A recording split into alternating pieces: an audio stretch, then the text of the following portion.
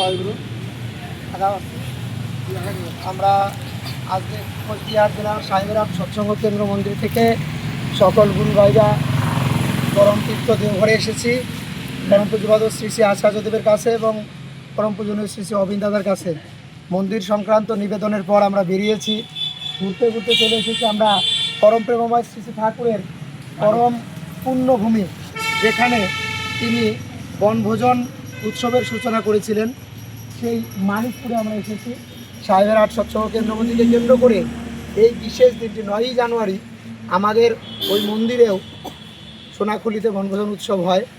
আজকে অনেক দিনের ইচ্ছা ছিল আসার, আজকে আমরা সবাই মিলে এসেছি। একটু ভেতরটা দেখবো, সবাই দেখবেন শ্রী শ্রী ঠাকুরের সেই বনভোজনের জায়গাটা। এটা হচ্ছে মেইন গেট, ঢোকার জায়গাটা।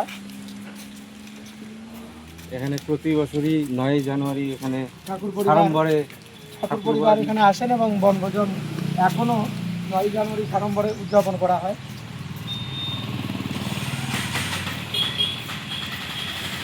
সাজানো চারিদিকে।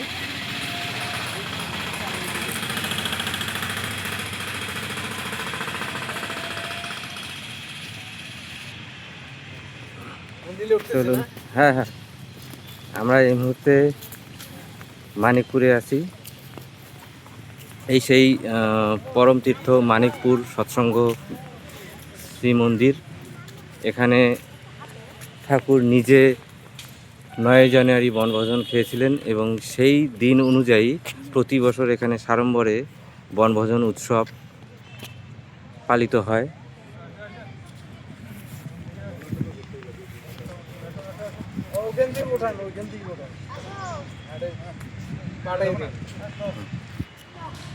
বলেন কিছু।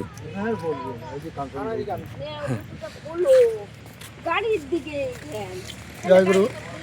সেই মন্দিরের ভেতরটা যেখানে বনভোজন হয়, শ্রী শ্রী ঠাকুর যেখানে আসতেন সেখানে সুন্দর করে মন্দির স্থাপন করা হয়েছে এবং শ্রী শ্রী ঠাকুরের শ্রী বিগ্রহ স্থাপন করা আছে।